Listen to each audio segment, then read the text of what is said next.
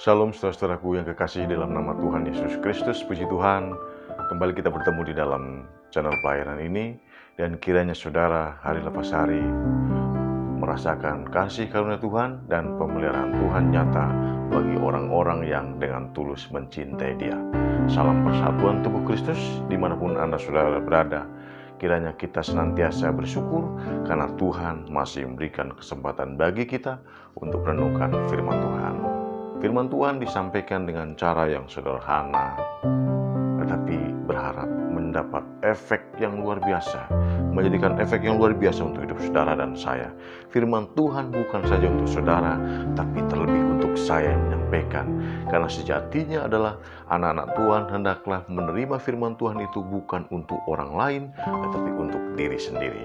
Amin saudara, puji Tuhan. Mari kita berdoa dan kita menyiapkan hati kita untuk merenungkan firman Tuhan pada saat ini. Bapa, terima kasih kami masih diberikan kesempatan untuk merenungkan firman-Mu.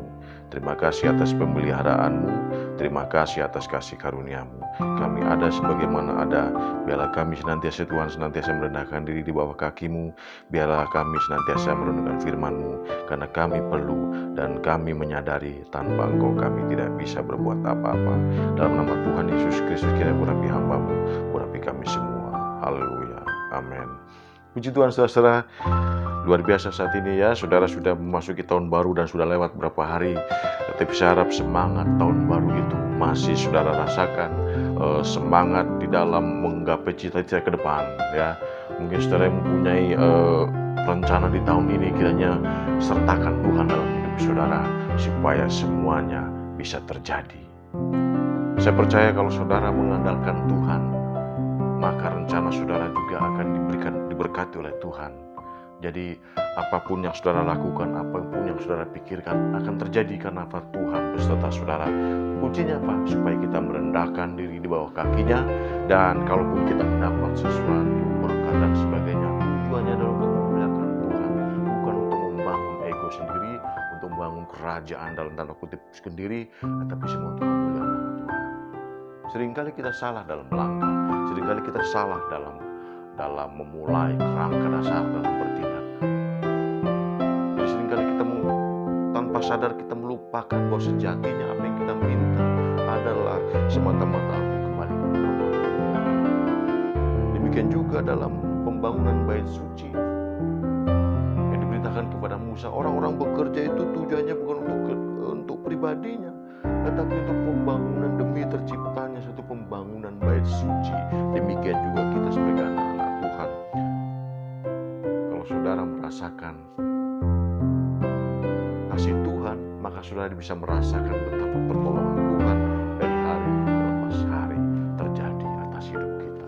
Kenapakah bertahun-tahun saya berdoa, saya bermimpi dan sebagainya, kok tidak terlaksana? Intinya adalah introspeksi diri, jangan menyalahkan kanan dan kiri, semua itu kanan. Introspeksi diri, maka saudara akan menyadari, betulkah hubungan saudara di hadapan Tuhan? Benarkah hubungan saudara, semuanya saudara lakukan untuk memuliakan nama Tuhan atau untuk kesombongan pribadi? Ya, jadi seringkali kita berkata, seringkali kita menghakimi orang lain dengan berkata bahwa dia sombong dan sebagainya, sementara kita tidak mengoreksi diri. Dan firman Tuhan mengatakan bahwa ada ciri-ciri orang yang bertobat sesuai dengan firman Tuhan. Ya, saya menyadari saya juga banyak kelemahan, tapi saya tidak menutup diri untuk senantiasa introspeksi diri, tidak menyalahkan orang lain. Saya belajar mencoba mengasihi Tuhan dengan sebagaimana Tuhan ada buat saya. Saya mengucap syukur dengan berkat yang ada, selalu saya mengucap syukur. Saya tidak berangan-angan terlalu jauh. Saya hanya belajar mengandalkan Tuhan. Sekali kita mengambil keputusan mengikut Tuhan Yesus Kristus, maka di situ pula ada unsur kepasrahan diri. Ya, mempercayakan hidup kita sepenuhnya dikuasai oleh Tuhan, dipimpin oleh Tuhan.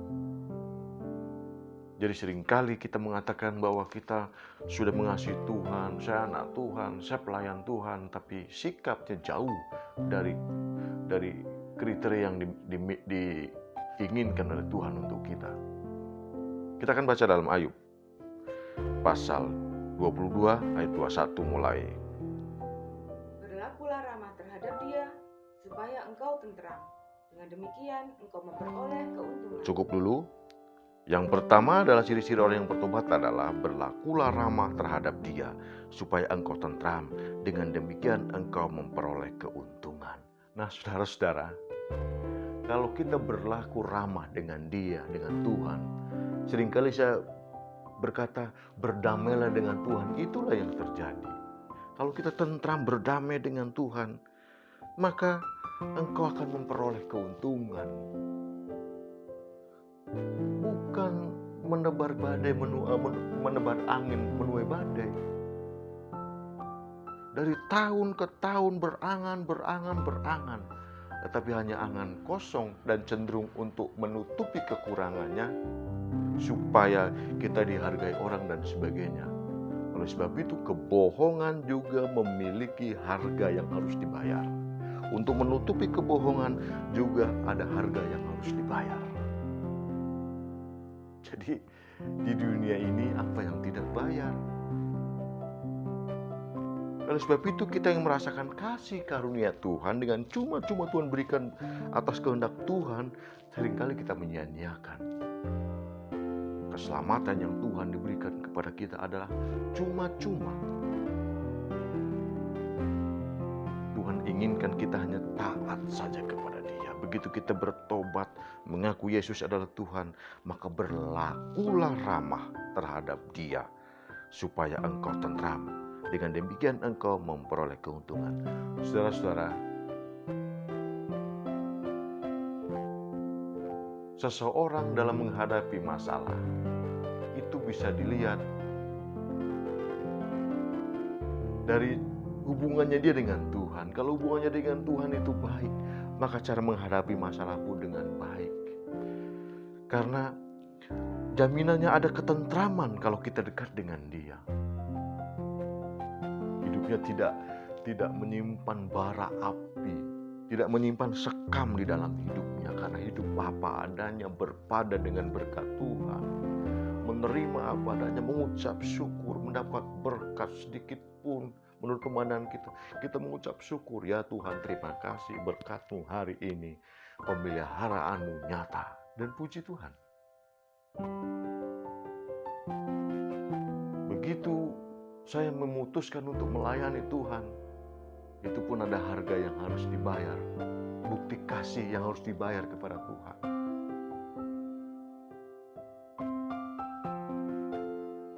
Saya harus belajar bersyukur dengan berkat yang ada.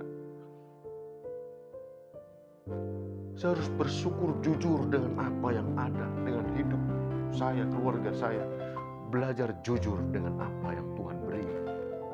Dengan kejujuran ada ketentraman. Dengan kejujuran ada keuntungan. Sebetulnya kita ini yang kurang bersyukur terhadap Tuhan. Padahal ciri-ciri orang yang bertobat adalah hubungannya dia ramah dengan Tuhan, hubungannya baik dengan Tuhan. Kenapa? Imbasnya adalah atau efek dari kita hubungan kita baik dengan Tuhan adalah ketentraman dan keuntungan. Coba udah tentram, untung.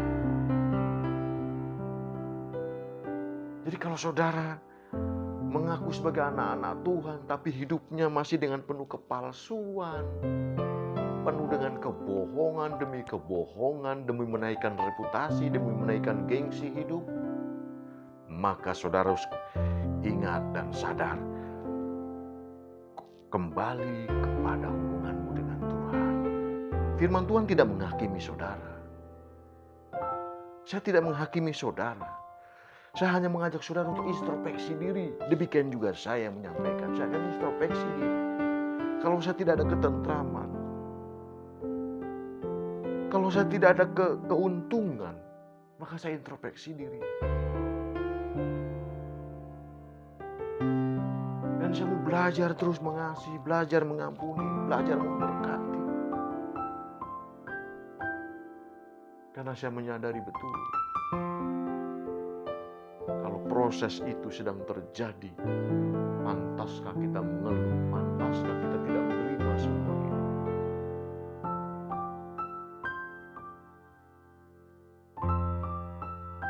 Jangan menunggu kau merasa diberkati dulu baru kau melayani Tuhan, berkuar-kuar berkata aku diberkati.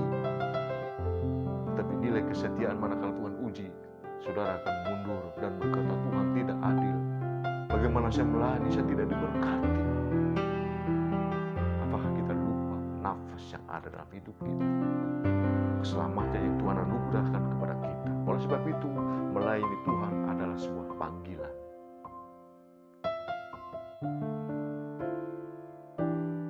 Kalau memang bukan panggilan saudara untuk melayani Tuhan di bidang pastoral dan sebagainya, nanti Tuhan akan berikan posisi yang pas buat saudara. Yang penting saudara jujur, perbaiki hubungan saudara dengan Tuhan. Seringkali kita menuntut lebih kepada Tuhan, tapi tanpa sadar hubungan kita tidak baik dengan Tuhan. Hubungan kita dengan sesama kita, menyakiti orang tua mungkin, atau menyakiti saudara mungkin tanpa sadar. Kenapa? Karena kecongkakan, karena kesombongan yang dimiliki. Karena merasa firman Tuhan sudah penuh, maka kita tidak perlu lagi nasihat dari orang lain yang berkata, saya juga hamba Tuhan, saya juga pendeta. Saudara-saudara, kalau saudara sudah merasa seperti itu, maka tidak berlaku firman Tuhan buat saudara. Firman Tuhan berlaku bagi orang yang remuk redam, yang terbuka hatinya. Saya mau terbuka hatinya, dikoreksi sama Tuhan. Tuhan ajarkan saya untuk belajar mengasihi, belajar bersyukur dengan apa yang ada. Saya tidak mau melebih-lebihkan hidup saya. Saya tidak mau hidup saya dengan editan. Cukup foto saya yang diedit-edit, tapi hidup saya tidak mau editan ya. Jadi kalau saudara mungkin merasa, oh hidup saya kok penuh dengan editan ya, cepat kembali kepada Tuhan. Perbaiki hubunganmu dengan Tuhan, supaya saudara tentram, jujur, dan juga ada keuntungan. Keuntungannya apa? Orang yang hubungannya baik dengan Tuhan itu tidak bisa dibohongi. Dia dari wajahnya terpancar sinar. Orang yang akan melihat, oh puji Tuhan, ada cahaya tersendiri dari orang itu. Tapi kalau hubungannya kita dengan Tuhan jelek, justru cenderung tidak baik, tapi mengaku baik hubungannya dengan Tuhan, maka wajahnya itu seperti pepaya busuk, ya, tidak enak, tidak sedap dipandang. Tapi marilah kita akan memperbaiki hubungan kita dengan Tuhan supaya apa? Dengan begitu hati kita diperbaharui, maka terpancar dari mulut, terlihat dari sinar wajah kita, mendapat damai bagi orang lain. Saudara-saudara yang kasih dalam nama Tuhan Yesus Kristus. Ayat 22. Ayat 22. Terimalah apa yang diajarkan mulutnya dan taruhlah firman-Nya dalam hati. Nah, orang yang bertobat adalah orang yang mau menerima firman, diajar oleh firman Tuhan. Lalu bukan sekedar mendengar firman Tuhan, tapi menaruh di dalam hatinya. Seringkali kita berkata firman Tuhan ini untuk si A, bukan untuk saya. Firman Tuhan ini untuk si B, bukan untuk saya. Itu artinya mendengar firman Tuhan tapi tidak ditaruh di dalam hati kita. Ya untuk orang lain saja. Makanya jangan heran dalam hidupnya penuh dengan cobaan-cobaan dari Tuhan. Bukan ujian. Ujian itu kalau kita hidup di dalam Tuhan. Hidup penuh dengan kuasaan Tuhan, itulah ujian. Tapi karena kita coba lari dari panggilan Tuhan, dari firman Tuhan yang sudah tetapkan bagi kita, maka hidup kita pun tidak teratur. Tidak bisa merasakan damai sejahtera dan sebagainya. Saya berharap saudara dan saya termasuk orang-orang yang mau mendengarkan firman Tuhan, tapi untuk kita renungkan, kita aplikasikan dalam hidup kita. Karena apa? Ciri-ciri orang yang bertobat adalah dia menerima ajaran firman Tuhan siapapun yang menyampaikan. Siapapun yang menyampaikan. Dan firman itu di dalam hatinya. Kalau firman itu di dalam hatinya, maka firman itu mengajar hidup kita. Terefleksi dalam kehidupan sehari-hari. Tuhan tidak inginkan umatnya hidup dalam kamuflase, hidup dalam kepura-puraan.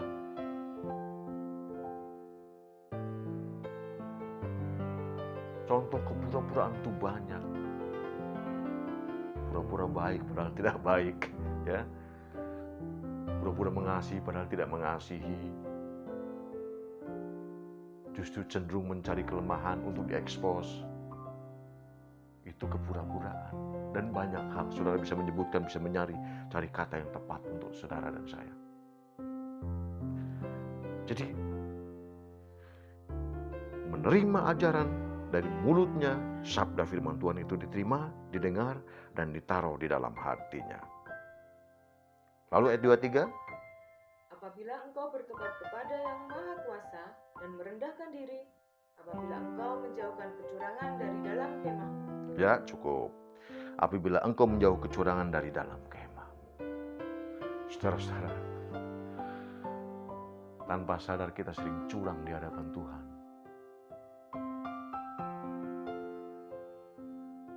Seringkali kalau doa kita tidak dijawab, kita berkata, Tuhan tidak adil. Saya sudah berdoa tapi tidak dijawab.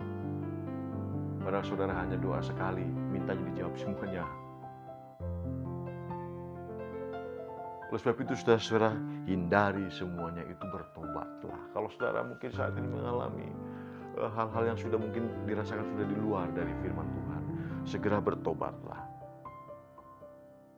Saya pun demikian, manakala firman Tuhan menegur saya akan minta ampun sama Tuhan, ampuni saya.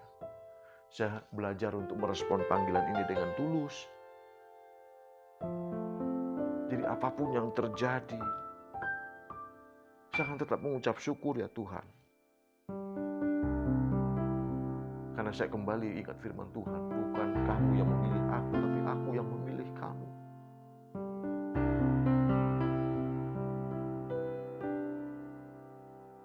Kalau kita lihat proses memang berat, tetapi kalau memang kita di dalam Tuhan, maka ada kemuliaan kelak yang menanti kita. Kemuliaan sebagai anak raja. Dihormati tanpa meminta kehormatan. Dihargai tanpa berkuar-kuar minta dihargai. Kenapa? Karena kita melakukan firman Tuhan dalam hidup kita, maka kita tidak perlu penghargaan, tapi Allah memberikan penghargaan. Sekeliling kita menghargai kita karena kita mencintai Tuhan.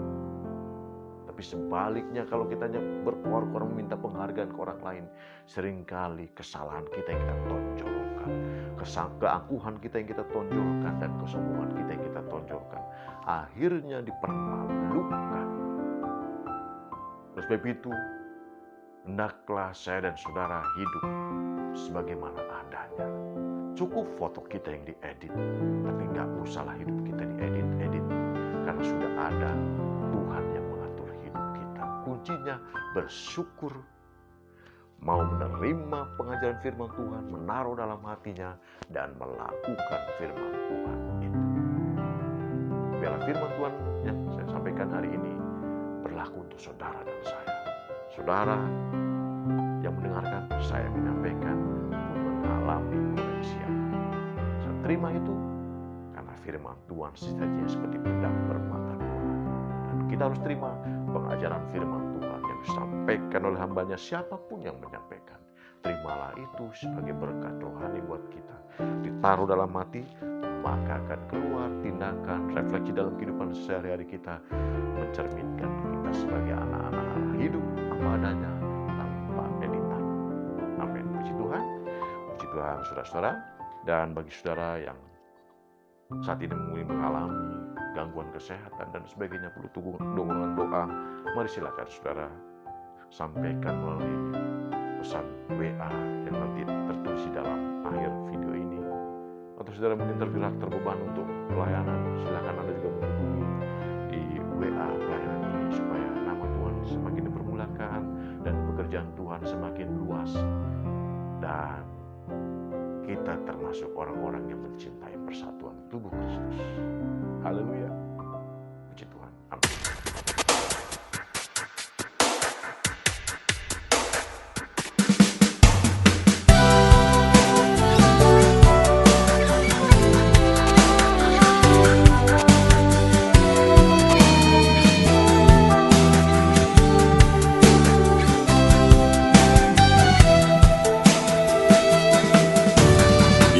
Yesus, ku datang kepadamu. Yesus, ku memuji namamu. Yesus, ku muliakan namamu dengan segenap jiwa dan rohku.